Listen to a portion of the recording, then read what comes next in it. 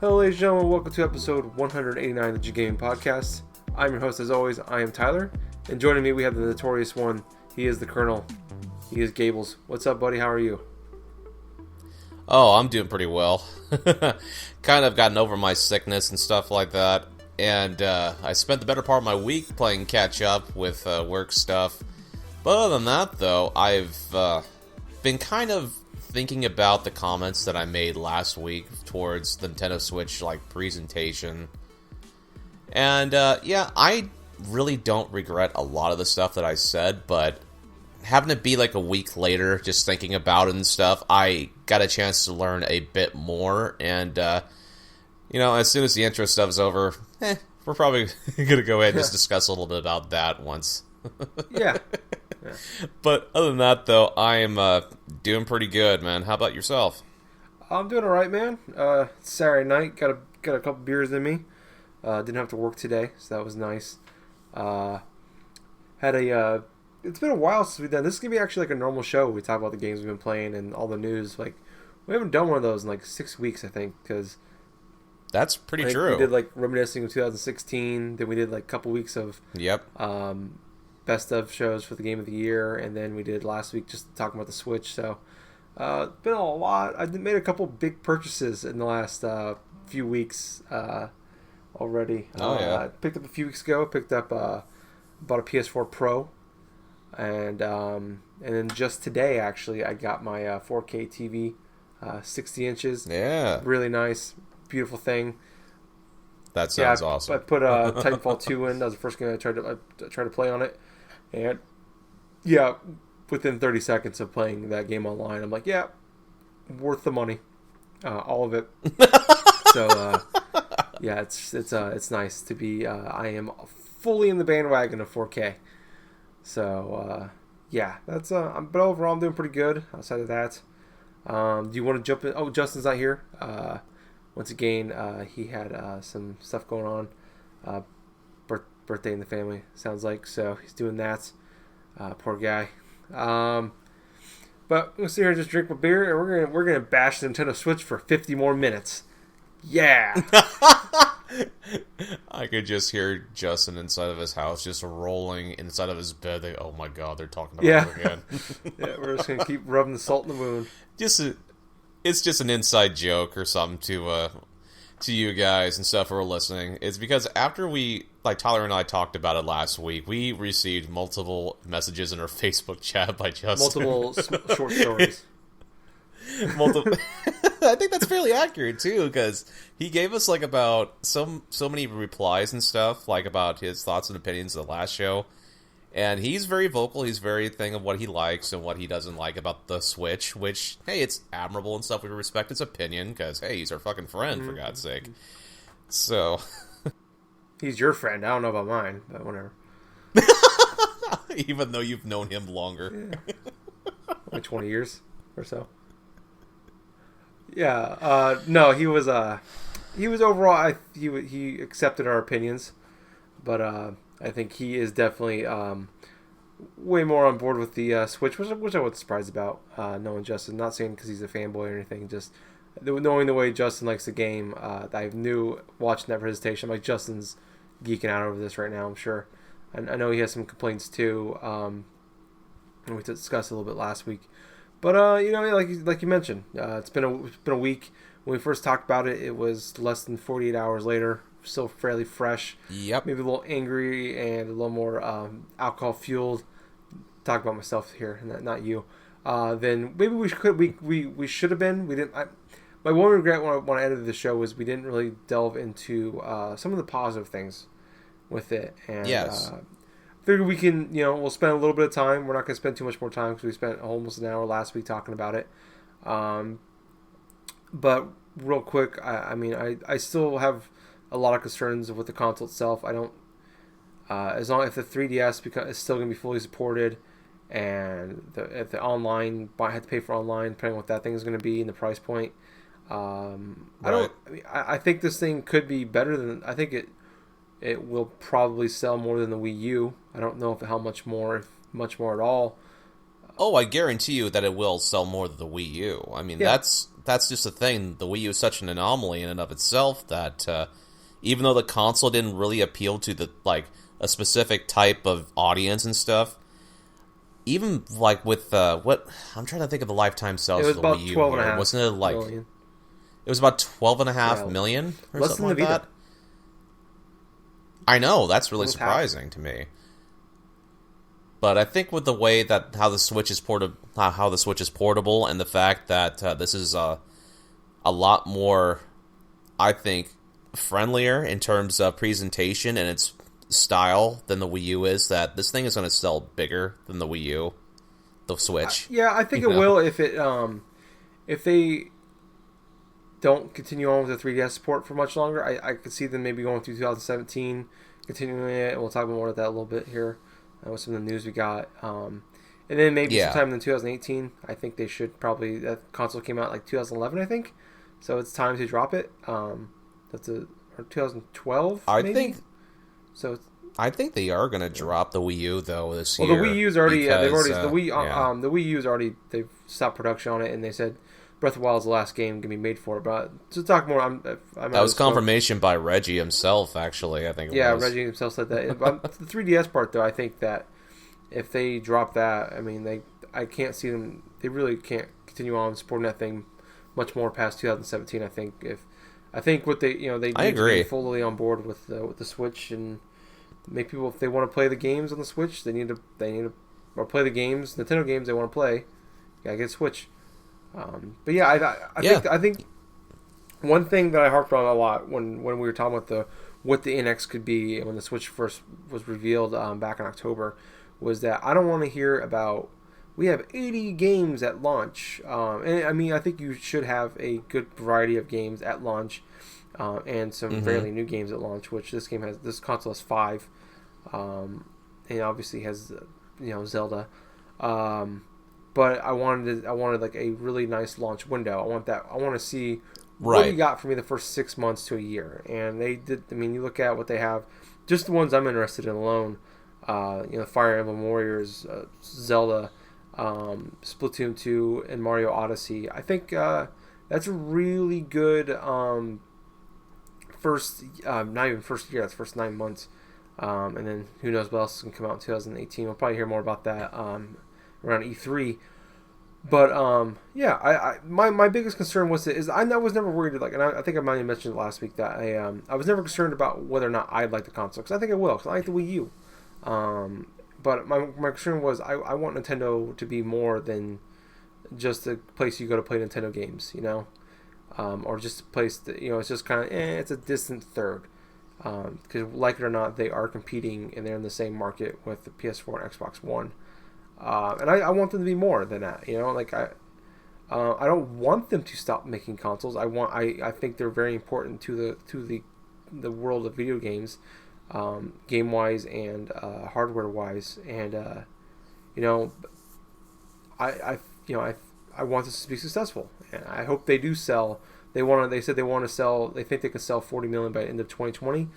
What we've seen so far, I don't fully believe that, but you look at the way the Xbox One launched or was announced, and that thing was atrocious, and they've sold almost 30 million units in less than 3 years. That's pretty impressive.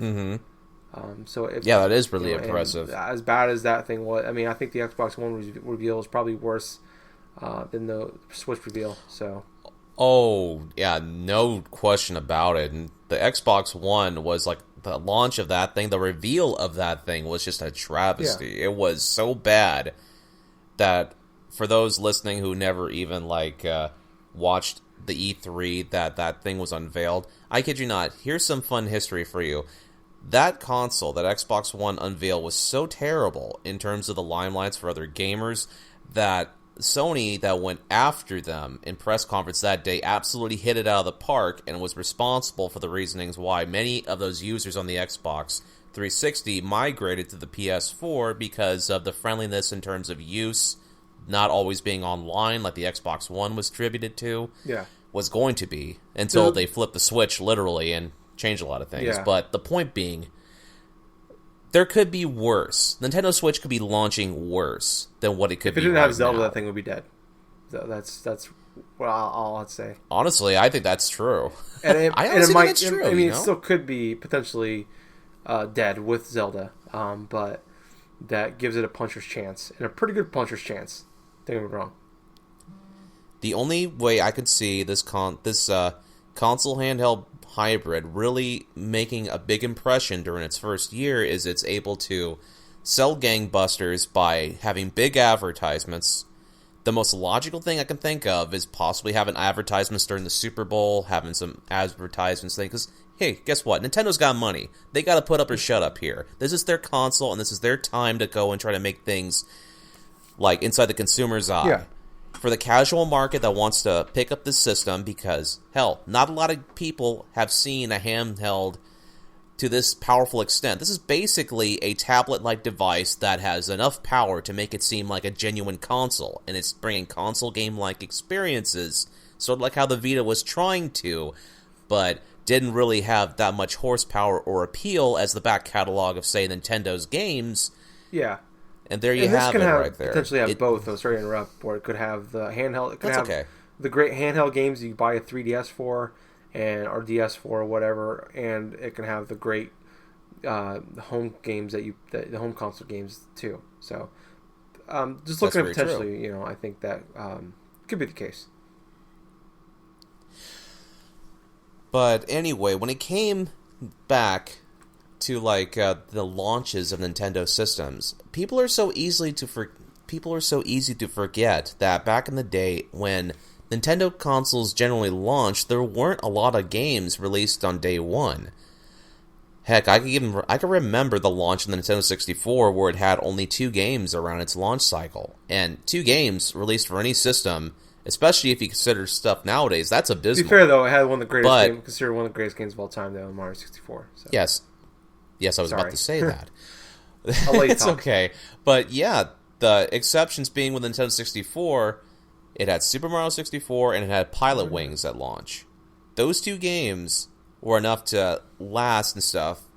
But the thing was, inside that time frame, which is back in 1996, the internet was not what it is right now. There were no such things as Twitter or no such things as like Facebook or other things like that. We pretty much was not as, say, screwed over by what Nintendo has done in missteps. So this is pretty much was the first console past the Super Nintendo where gamers are like, oh, hey, we can forgive them. This is Nintendo. They bring out some great games. They bring out some great stuff.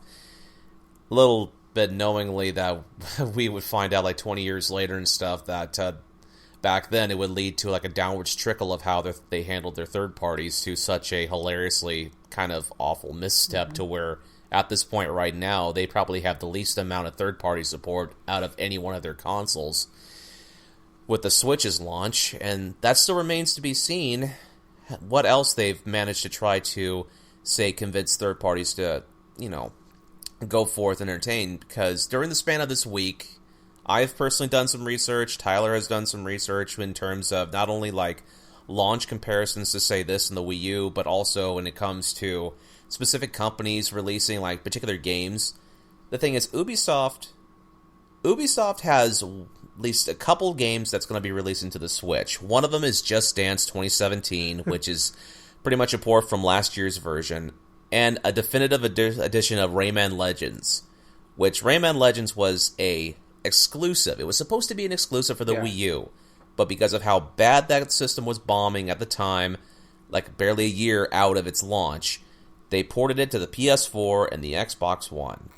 And the thing what I'm trying to get is companies like Ubisoft, companies like EA, They want to try to support a system that's going to sell enough units for them to put out their big name games.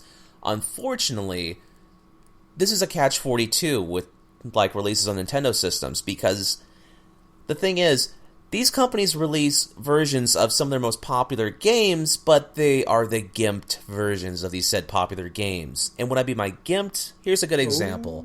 EA is releasing FIFA. What was that, FIFA 17 or one of their newer like FIFA games or something like that on the on the Nintendo Switch. The only catch-42 is it is a port of the PS3, Xbox 360 version of the game. Now, I don't know about you guys, but when it comes to sports games, I would like it if it was like actually made from the ground up, specifically for that system, instead of just, you know, barely doing anything to model after a 360 or PS3 build and then shell it off as a new game with almost next to no type of cost whatsoever to EA. You can say that you have the same. Sorry to interrupt again, but you can make the same complaint about the Skyrim version too. It's actually very true, and that's exactly what I want to say too about Bethesda. It's like, I'm glad that Skyrim is coming onto the Nintendo Switch, a portable Skyrim. That's awesome. However, it is still a PS3 360 version of the same game, and it's not even the remastered version like the PS4 and the Xbox One got, because Bethesda is a company, they just want to have this game out. They want to show support for the Nintendo system, but then you have other developers like, say, the makers of Titanfall 2 going on record and, you know, with Respawn Radio. You know, not Respawn Radio. I'm sorry. Respawn Entertainment. I'm sorry. It was just, I got a little mixed up there with my Respawn shit. Points to the fans out there that actually can recognize what I just mentioned and subsequently accidentally. With Respawn Entertainment, one of their lead designers, the lead creators of the Titanfall 2 has went on record as saying that he will not release Titanfall 2 on the Nintendo Switch, going so far as to say, you know what, fuck that, man. I'm not going to put it on the Switch, because of the fact that these games are going to bomb on the Nintendo Switch because of two reasons. One, many of the people who invest in the Switch, they hardly buy third-party games.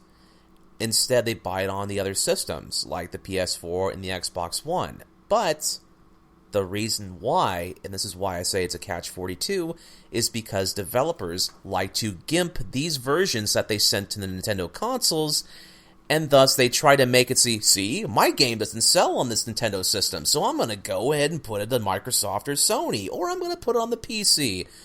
I don't blame... I mean, you can blame third party to a point, but I think it's more on Nintendo in the end, though. Why the third party situation is the way it is in the end, though. With you look at the way the 64 went when they went cartridge wise, just because they can make more money off of cartridges than they do CDs. You look at the way they went to GameCube, where they went to the smaller disc, where you can make an argument if they would have just made regular DVDs like the PlayStation 2 and the Xbox did, they could have very well won that generation. Instead of being second. That's debatable, too, because, you know what, for the PS2, Xbox, and GameCube generation and stuff, Sony did have a lot of the RPG backlog stuff, even regardless of, like, the GameCube being the most powerful system at the time. Yeah. I mean, hell, let's think of it this way. The PS2 was the least... Oh, I'm sorry, I'm starting to ramble. You're right. No, but, I mean, they might... maybe winning the generation is a little too far-fetched, but... be way more competitive. Where I think that was, agreed. Like pretty much the end of when people took them as a serious, like gaming system. I mean, the Wii was an anomaly, I think, and people didn't really take it seriously after a couple of years as a serious gaming system. I mean, the overall, even though it had even though the Wii probably had some of the more underrated and probably some of the best games in terms of that type of generation than, say, games that were on the PS3 and the Xbox 360, but that's just my opinion on the matter. In terms of games that were replayable, in my personal opinion. That was definitely for me when I fell off as a hardcore Nintendo. I remember having arguments where I worked at a game store with customers and employees about how the Wii was better than the 360, and when I got 360, I quickly figured out that I was wrong. the entire time. But yeah, I mean, I am, in my heart as like as a gamer in general. I mean, I love Nintendo, and I'm really hard. I'm easily the harshest person on this podcast when it comes to Nintendo. I'm not calling you guys fanboys or anything, but I'm harsh on them. I'm more so on them than anybody else or any other game or console, just because I want them to succeed, and I know they can succeed and they can be better. It's just frustrating when like some. Not that I'm saying this console is a mistake, but I think it's definitely it's kind of, you just scratch your head a lot when Nintendo does things. I kind of feel that with the direction Nintendo is going right now, they sort of had to step in this direction, considering the sales of the Wii U, how successful the 3DS was, even though at launch it wasn't that great due to the high inflated cost and the lack of software at the time. So combining the two like studios that responsible for one for hardware for consoles, one for handheld stuff, combining the two and then having the Switch come out, I think that's a great step in the positive direction for Nintendo as a whole.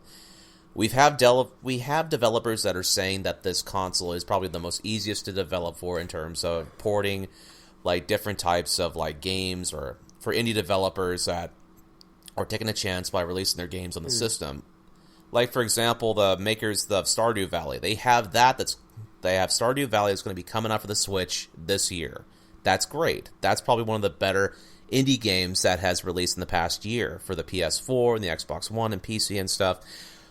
But in actuality, in terms of, say, success rates, stuff, yeah, I do worry about the Switch. I'm critical. I've been more critical of Nintendo stuff now, considering how many boring, stagnant games that have come out from Nintendo personally over the span of the past couple of years, and even the whole debacle of me trying to play games like, say, Paper Mario Sticker Star, and like the games that I could tell that they probably like stopped halfway developing certain titles in order to switch focus on the Nintendo Switch. Yeah. You could see it too. I mean, games like, say, Star Fox Zero felt that way. Mario Kart, Ultra Smash kind of felt that way too, even though I didn't have a chance to play that. And even to some extent, even though Justin may not agree with this, Color Splash, Paper Mario, that sort of has the way too, where you could tell that they wanted to try to finish up the games and stuff, but at the same time, you kind of had a feeling that there was some emptiness to them, that there could have been more, say, added on. And that's why I kind of feel like Nintendo, when they stopped producing things for the Wii U and started doing the things with the Switch, that they were shifting a lot of their focuses. And now it seems like with the Switch's launch, it seems like a lot of the games that were supposed to release on the Wii U for the next year are on the Switch. They look really great in terms of creativity, in terms of like articulation and stuff.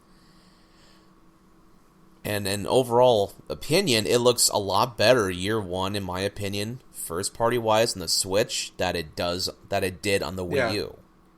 Well, the first year of the Wii U, I think it had Mario at launch, and then 10 months later you got Pikmin 3. Yeah. So. Yeah, that's very true. There weren't very many first-party games in like physical retail form. Downloadable stuff, a few things. I can't remember which, but you know what? Even though I'm not investing inside of the Switch at launch, I'm very excited about the lineup, because this is probably one of the first systems, besides like, say, the 3DS and stuff, where I could technically take my console gaming on the go with me and play games like Mario or Zelda or something at work and stuff. Then I could actually have some of my coworkers probably play something with me during lunch breaks or watch me play this thing. It's just the thing about Nintendo systems that are so appealing is people are going to stare at you. They're going to ask questions like, hey, what are you playing? Or, hey, what's this going on? Or something like that. Because that's just the thing. In my workplace in general, there are a lot of people who love playing video games.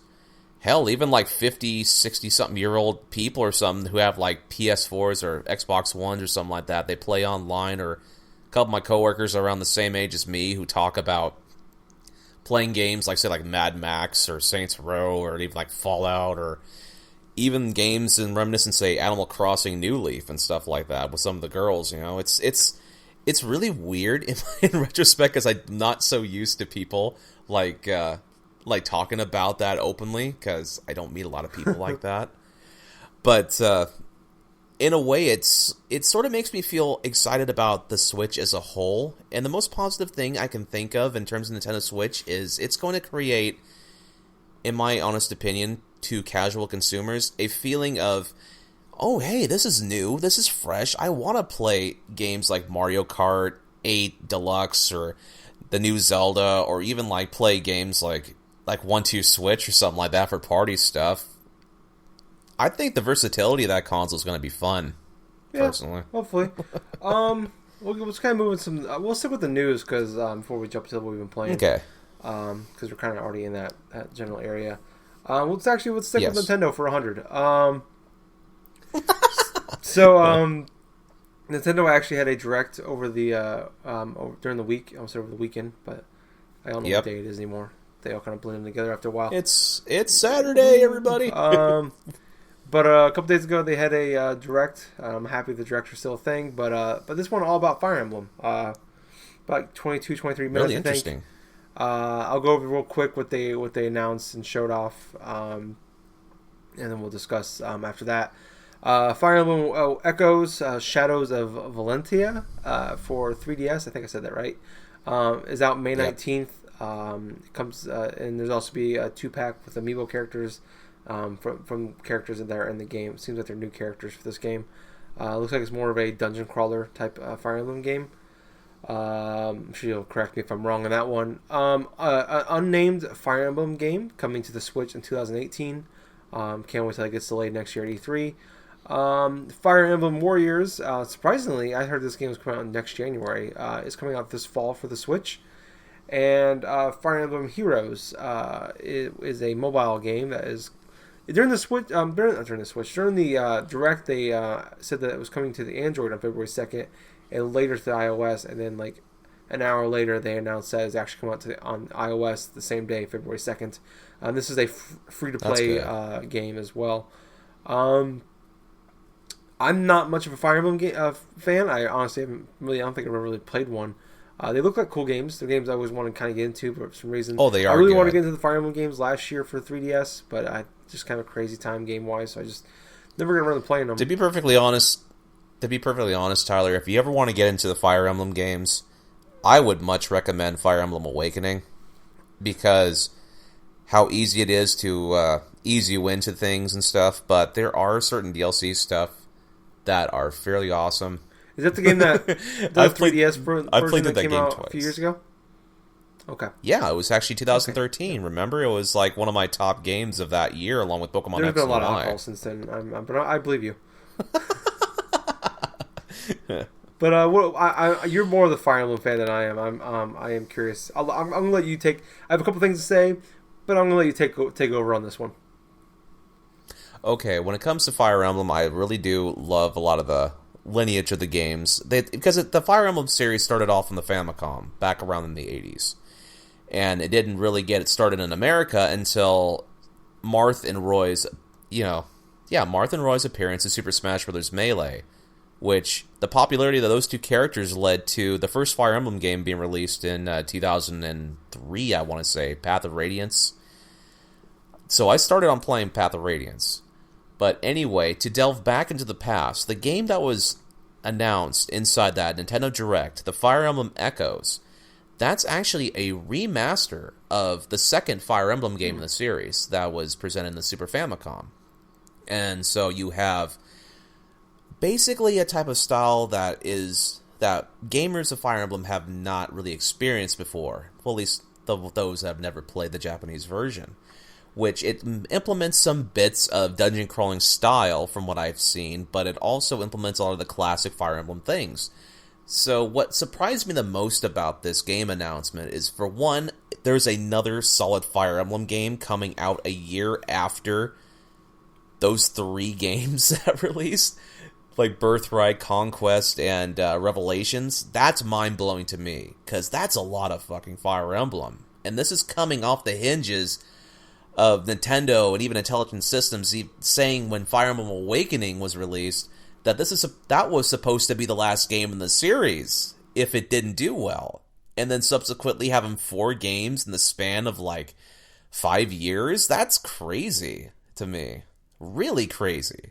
But what's even crazier than that is a confirmation that there's not one Fire Emblem game for the Switch, but there's 2.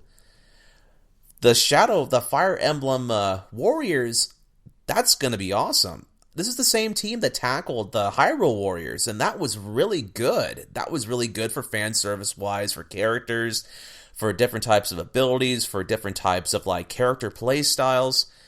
And let's be perfectly honest with you, I do enjoy a good hack and slash from time to time. Even better if there's a lot of familiar characters I like to use, and it seems like that's the type of game that's around my style. So you can pretty much like say that I do want to try that for Switch when I do eventually buy it. But even so, for those that are still on the fence about this game, it's going to be on the new Nintendo 3DS come fall as well. But the last thing I could think about here was that mobile game, which was kind of weird in a sense, because there are microtransactions to that game. I mean, yeah, there are. It's going to be a thing. But how reminiscent and how easy that game kind of looked and felt to actual Fire Emblem is really surprising.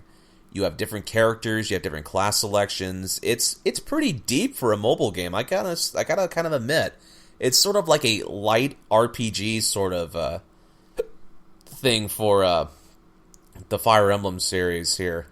For another mobile game by Nintendo, man, it just looks really fun, but I can tell that this is the type of game where if you don't have enough gems or you don't have enough things, you're probably going to be stuck. Kind of like how Pokemon Shuffle was for that sort of regard, or how Pokemon there Picross. are other games too, like Pokemon Pitcross. Oh, Jesus criminy. Yeah, that was weak as well in terms of good that. game, but the free-to-play bullshit what ruined both of those games, Shuffle and Picross.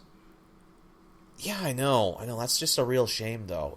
If it was like, say, if those games were, say, like 99 cents with no elements of, say, no elements of like the microtransaction shit, and just have you play games and do this stuff, those games would sell a hell of a lot more. I would definitely. I said it about both those games when they first came out. I would gladly pay $10 for those games each.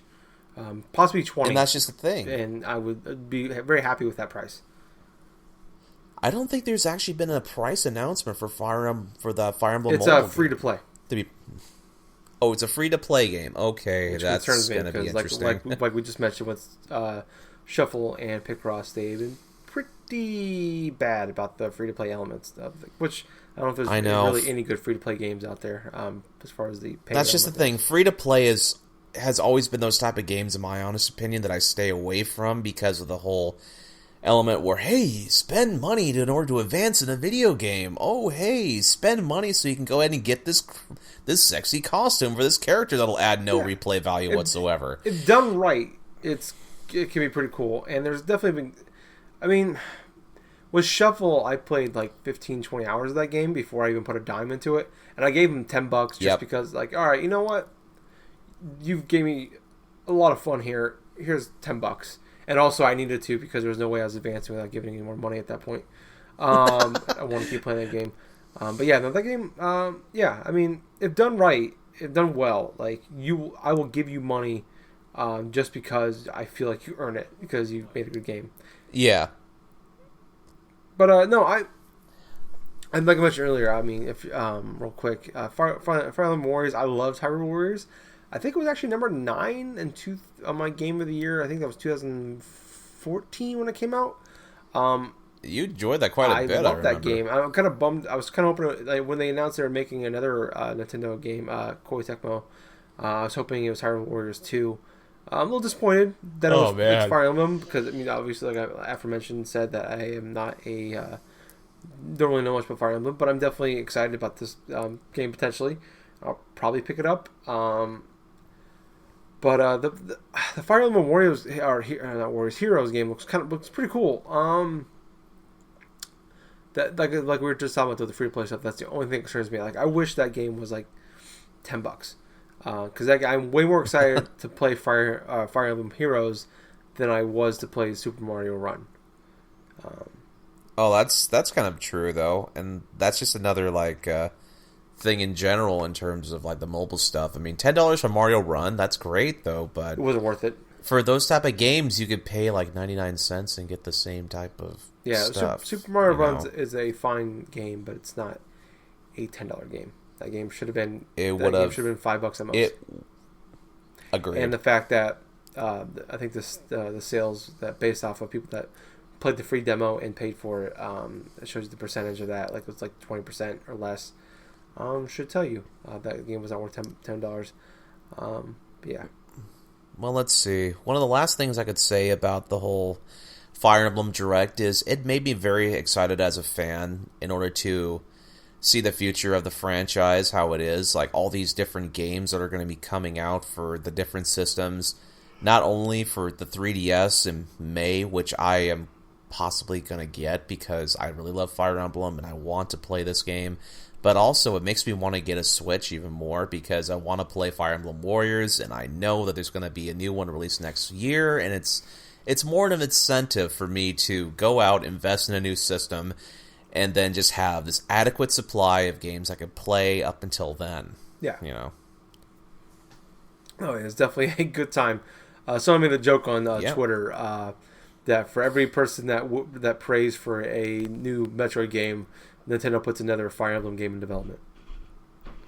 So but you know what? At this point, I'm actually, even though it's funny, I don't mind that. Considering those are awesome games. I've never really been a Metroid fan either, really. So, well, that's the thing. I like Metroid Prime and I like Super Metroid, but other than that, though, it's like, at this point, though, if they ever do release Metroid, I hope it's just something that's, well, good for everybody. You mean you don't want Metroid Prime Federation?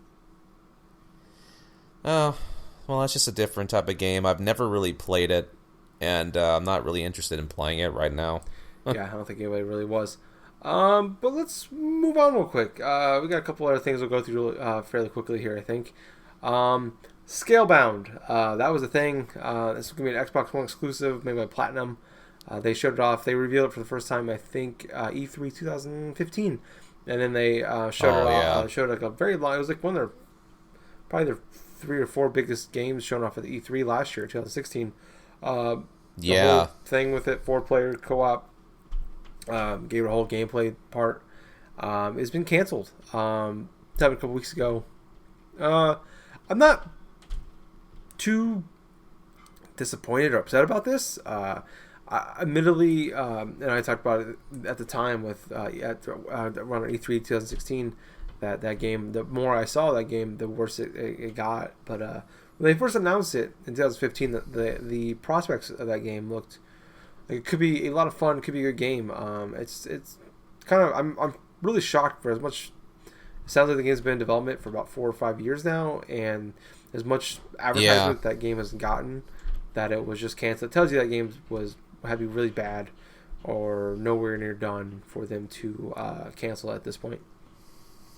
I think that's really sad to think that this game by Platinum, they had a lot of hopes, they had a lot of desires going into it, but at the same point, it's like after the tumultuous launch of like their past previous games, like say like the Korra game, the whole Teenage Mutant Ninja Turtles game and stuff like that, God, that really kind of affected the quality of Scalebound, in my honest opinion. But the bigger issue at hand here is not like Scalebound's cancellation, but the overall like exclusive lineups for this year for the Xbox One. I mean, that's just kind of their exclusive. Yeah, their freaking like first party exclusive stuff is looking very thin. I mean, other than say Halo Wars 2 and like maybe Crackdown 3, but we have not heard anything about Crackdown 3 for such a long time. Cuphead's probably getting delayed another year, so. Oh God, I don't know if that game could even. That game cannot be delayed anymore. That thing has been going for so long now that at this point it's very much at a risk where people are just going to say, "Fuck it, dude. I don't want to wait for that shit." Yeah, I'm at that point. I was right at that now. point about a year ago. I know. it's like there's so much I can wait on a game before I just lose interest. No Man's Sky was definitely one of those games that definitely lost my interest like a year or so after I had to wait to play that stupid thing, and I never did, and I'm glad I didn't. Oh boy.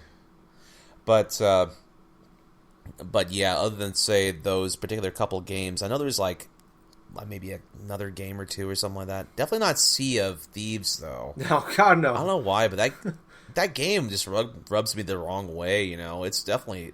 I hope they do something. Rare does something to that game. You know, because really the only like Rare related thing that I'm interested in is that spiritual ukulele. successor I was to gonna make Banjo-Kazooie, I was gonna make the joke. I was building it in my mind, so beat me to it.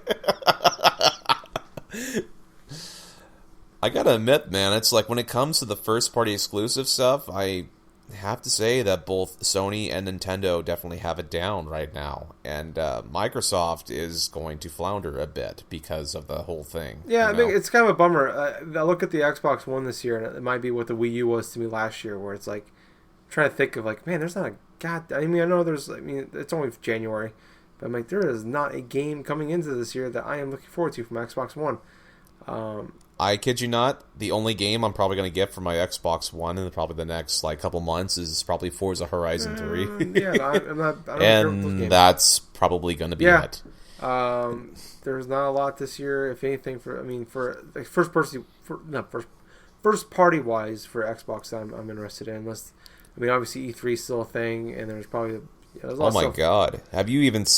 If you've seen like the exclusive stuff that's coming, the first party exclusive things coming out for the PS4 this year so far, it's pretty big. I mean, you got Gravity Rush 2, which is a sequel to a game that I really wanted to play. Then you have Horizon Zero Dawn in February. You got other games like say Persona 5 in April. I mean, 4 Danganronpa games coming out this year for PS4.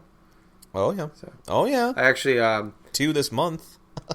Yeah, I actually got I pre-ordered. I've actually paid for digitally Horizon Zero Dawn. I took the PlayStation money that you gave me, and I paid that off. So yeah, awesome. Pretty excited about that. February 28th cannot get here soon enough.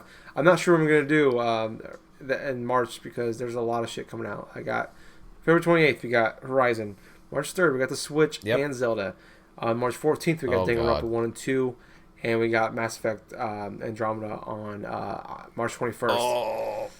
Oh, God. That's right. That's the game of March that's going to be coming out. I've been going back and forth on whether or not to even buy a Switch at launch. I've been thinking about I have pre-ordered, like I said, but I might cancel just because I'm like, what the fuck am I doing? I should get that game. I should get that in, like, summertime when they shit to play, and I can enjoy the games. I am, honestly, and no offense to Zelda, more excited to play. But like we were just talking about, we're going to move on over to Mass Effect Andromeda is actually coming out March 21st. I don't know if I necessarily believe that, but apparently it's coming out March 21st.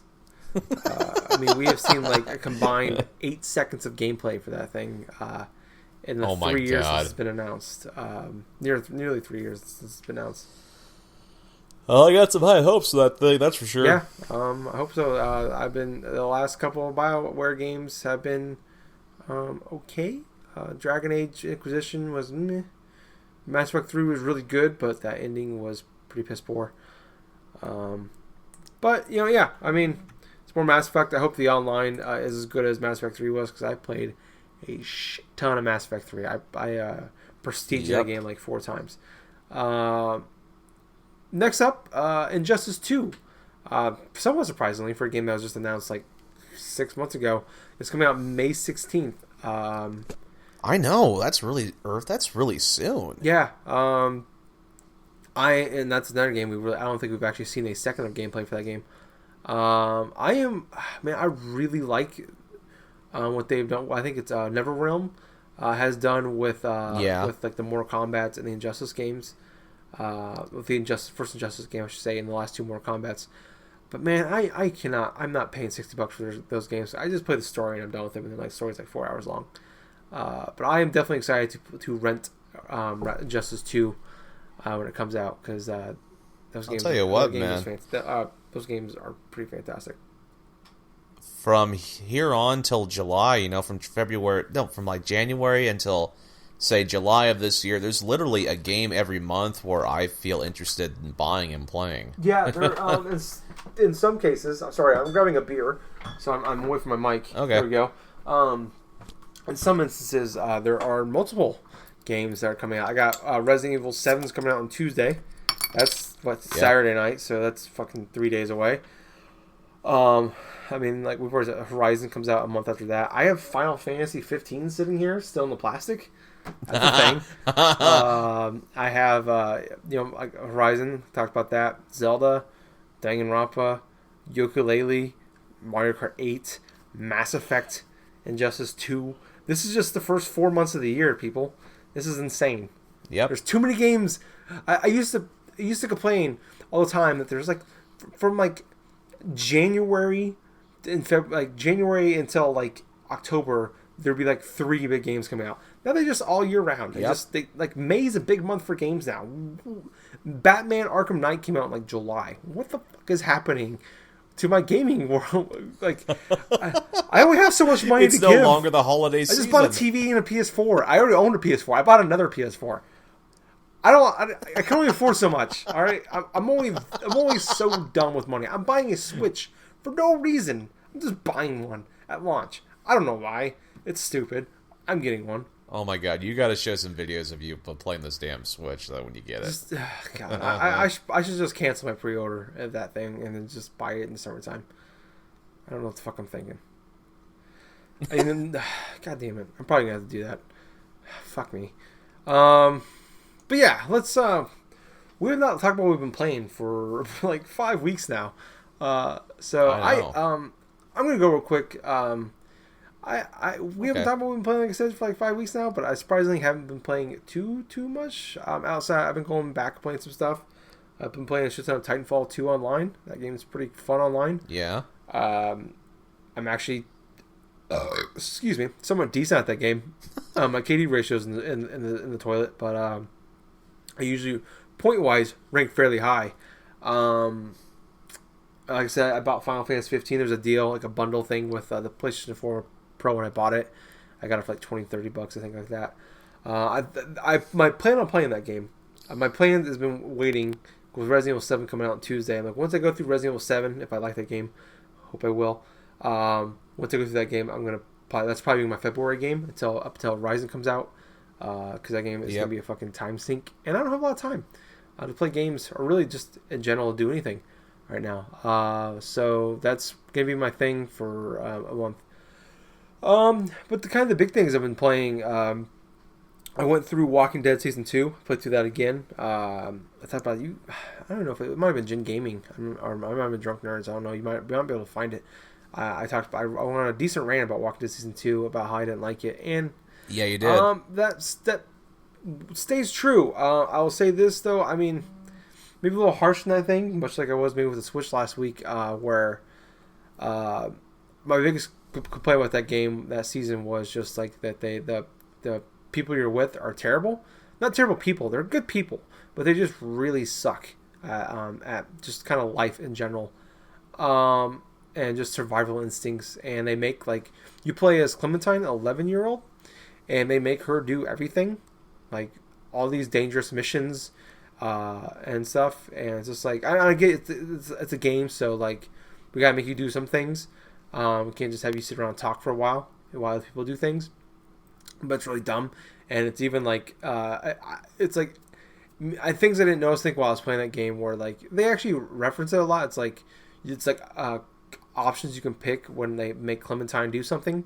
It's like, I guess I'll do that too, or it's like, why is it always me? Like they at least like make reference to, like they did it on purpose, and just kind of show how shit these people are. But I still stand up that the last episode of season 2 might be. It's definitely the best of the season 2, but it's definitely probably one of the 3 or 4 best of, if you talk about the first 2 seasons of that. It's really good, the way it wraps up.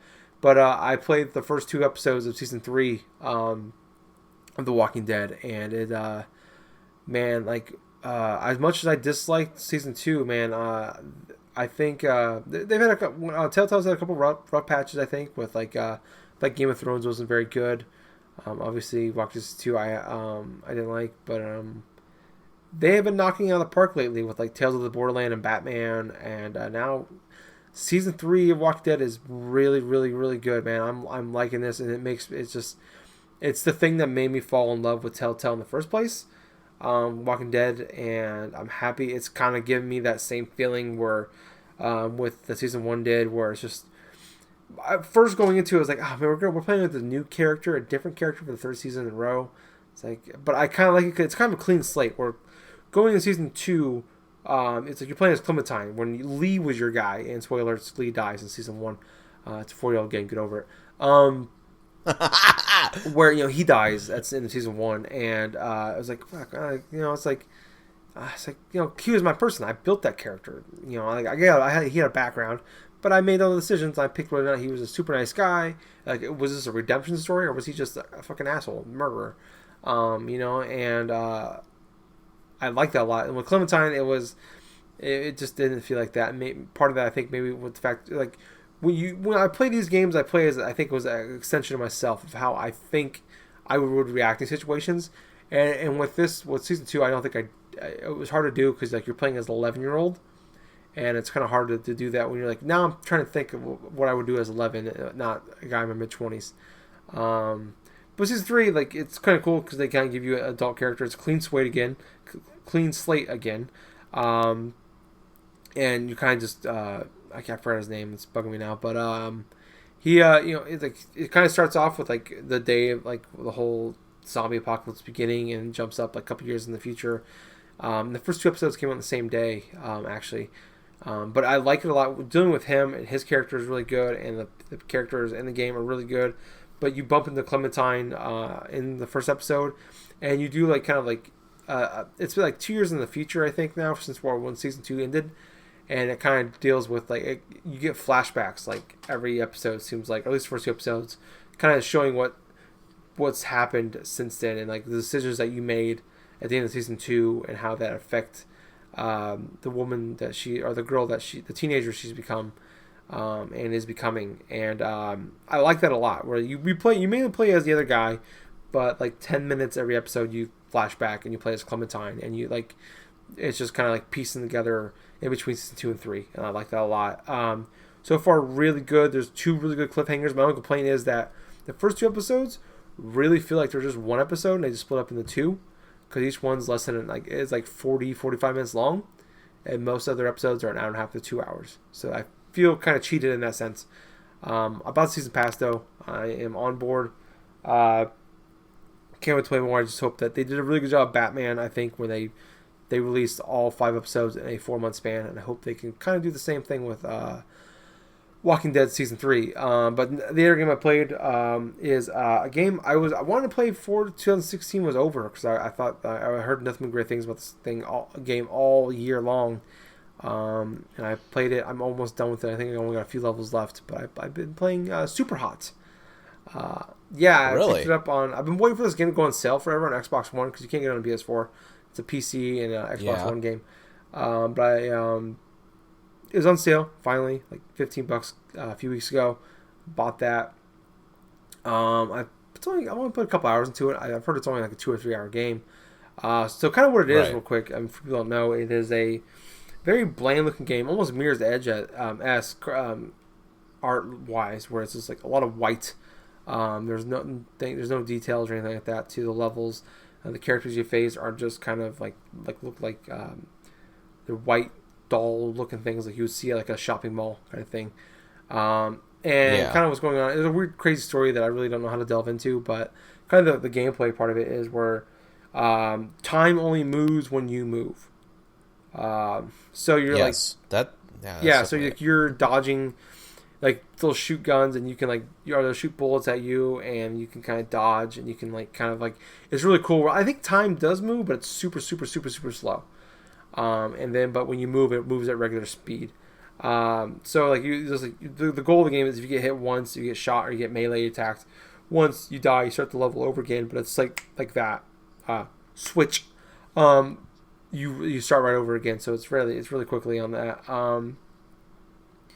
But yeah, like you just kind of go through it, and the goal of every level is to defeat all the enemies.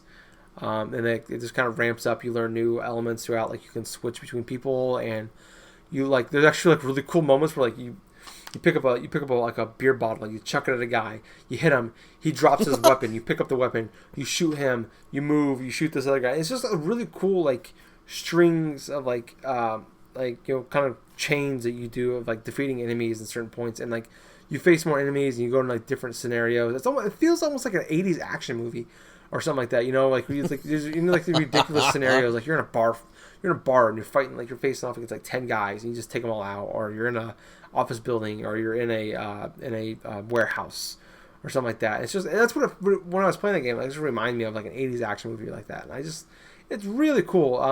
Like I said, there's kind of a weird, quirky story going on there. That is kind of funny, and it's just like something that I really don't know how to describe it. You just kind of got to check it out. But kind of like really the main thing is like you're playing a VR game, and a bunch of weird shit starts happening after you start playing this game in the VR world. But yeah, that game is a lot of fun. It is definitely worth. I mean, it was normally I think it's $25 normally. It's definitely worth $25. So far, I mean, I'm only like I said a couple hours into it. But yeah, I mean, this game is a lot of fun. I don't know if it would crack my top 10 games of 2016. Right. But it would definitely it'd make a good push for the top 15, I would say. Well, there you go. At least you're enjoying your time playing this game. Like we talked about a lot. 2016, I think it was a great year for games. So for this to be in the top 15, it was top 15 is saying something for me. That game, yeah, it's a lot of fun. If you have an Xbox One or a PC, man, definitely check this game out. It's pretty rad. I'm not giving it nearly enough justice, but it's just because it's kind of like it's a simple game, but it's a really deep game at the same time, and I like that about it. But that's kind of what I've got going on the last few weeks. What about you? Oh boy, where to begin? Oh, let's see. I finished up the rest of Rocket League on the Xbox One, which really was just me just doing a one-on-one like full season of the darn thing. I just did like a maximum game settings, and I just went through, and I went undefeated on the highest difficulty for Rocket League for their solo career mode and stuff, which is kind of funny to think about that I've played the game so much to where I can actually go through the hardest difficulties with AI and stuff and then just win all these random games. I could barely do it on medium. But I know. But anyway, after I got done with that, I just deleted it off the system. And I have played a random assortment of games. I've went through and I remember purchasing Saints Row 4 on the Xbox One S and stuff, along with Mad Max, and I've ended up playing both of those a bit. I played plenty of like Saints Row 4. I'm to the extent where I have like a few missions in, and I'm still collecting orbs. I'm still trying to upgrade the superpowers and stuff like that. And it's fun and all that, but I actually just put that game down, and I decided, here's the thing about me when it comes to games. If I start a game, sometimes I like to jump around and see what other types of games that really would hook me in. Yeah. Because it's just really hard for me to really stick with one game to play when I have a random assortment of games I want to try out. So I spent a couple hours playing Saints Row 4. Then I jumped and I tried playing like a couple hours of Mad Max, which, you know what, I've heard some surprisingly good things about it, like underrated stuff around it. So when that thing was available, like as a part of a deal for Xbox One S, I jumped on it, and so far it's really interesting. I mean, the gameplay is fun, the story is somewhat enjoyable. I wasn't really expecting the game to be really that fun for what it was, but so far it's really not that bad. It's like a third-person survival game, kind of similar to that of Fallout. Like, the Fallout 4, Fallout this and stuff like that. But because it's set in the Mad Max universe and stuff, the whole post-apocalyptic thing feels kind of more like organic in terms of how it is and stuff. And so far, that game is pretty fun. You get to upgrade your car that Max actually has and stuff. You get to upgrade a lot of the random combat. And here's the thing. the combat in this game is straight out of Arkham Asylum.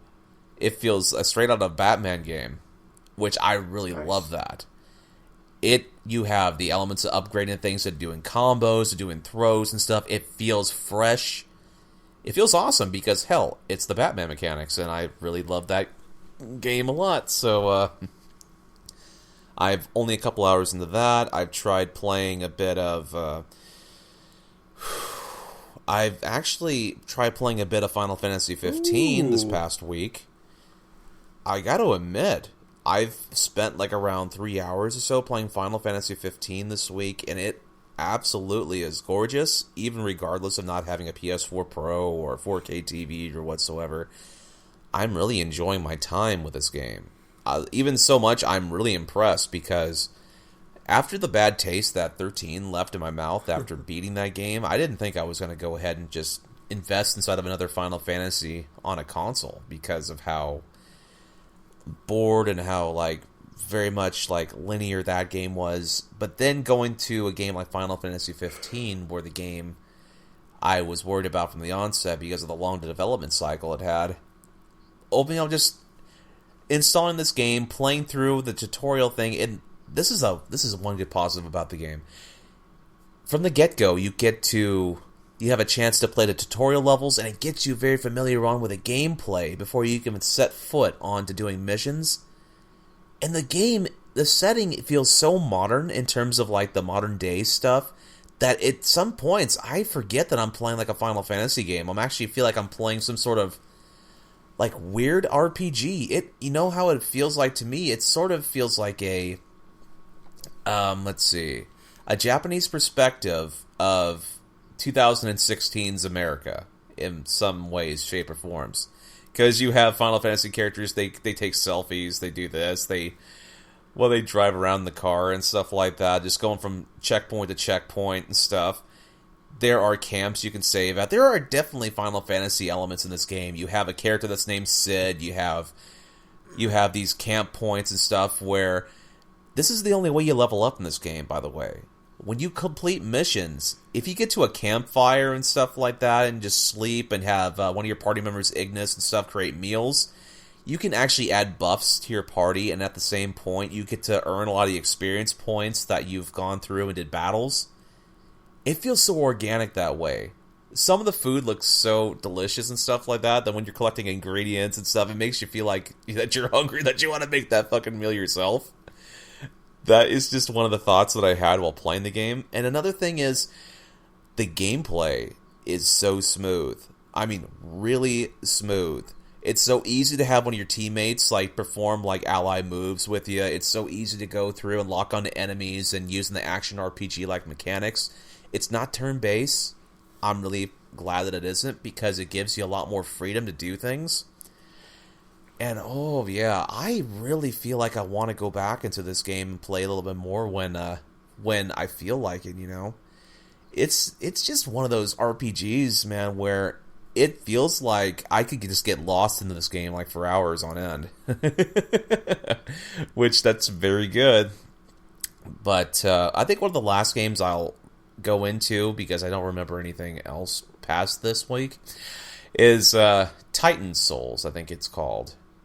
Yeah, there's a game that was free upon PlayStation Network this month that is called Titan Souls.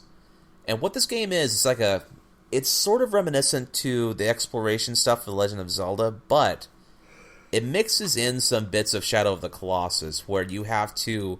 It's basically a game where you investigate and go to these specific temples and stuff and defeat these boss monsters. And so what I've been doing inside this game is, once you start, you only have one weapon with you, and that's your bow and arrow. And so you go to these particular type of checkpoints, and you get to face off against these bosses. Some of which have one-hit kill scenarios, which you have to figure out yourself. Others takes a bit of time in order to progressively learn their patterns and do this and do that. Now, the thing about this bow and arrow, which I love so much, is you actually have the element of retracting the arrow back to you, which is never really explained in the game itself, but basically what you have is one bow, one arrow, And when you use that one arrow, you have to retract it back by holding down, like, either the triangle... No, not the triangle. Either the R button or the square button, stuff like that.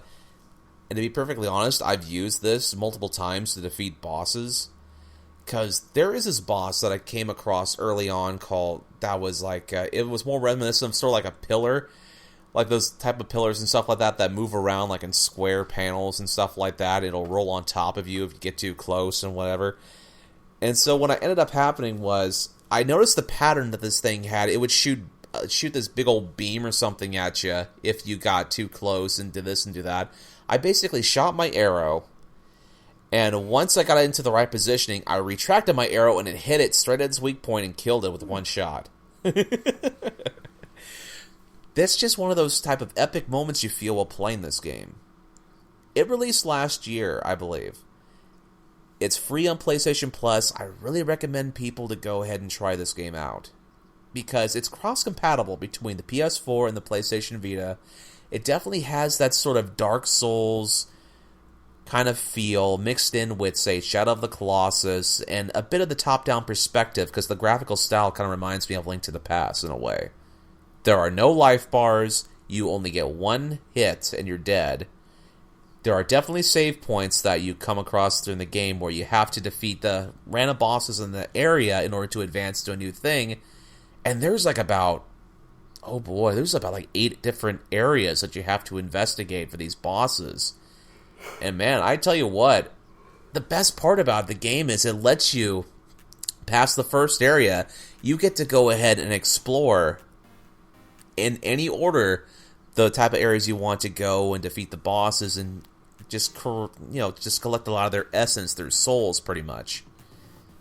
So yeah, that's pretty much what I've been playing in a nutshell. Very cool. I like Titan Souls is a really good game, but I'm bad at it. So I think I beat one boss, and it took me like. Oh, it definitely takes a while for you to get used to the things too. But you know what? I think we're going a little long this week. So we're going to go ahead and wrap it up. So I just want to once again thank you guys so much for listening.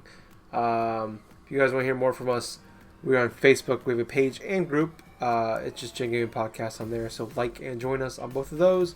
On Twitter, we are at GenGaming Pod. So follow us there. On YouTube, we are Generation Gaming. So like and subscribe. The podcast goes up on there. You might be already know that because you might be listening to us on there. We also put up a lot of we do a lot of streaming on the Twitch at GenGaming Pod or Generation Gaming. I'm sorry, on there. So it is GenGaming Podcast on Twitch. I'm sorry. But whenever we stream anything on there, we just go ahead and we port it over to the YouTube channel. So check those videos out. Like all those videos if you can. It makes Gabe's junk very happy if you do that. So please follow and subscribe to us on all of those wonderful places. And maybe subscribe to the podcast on iTunes and leave us a review.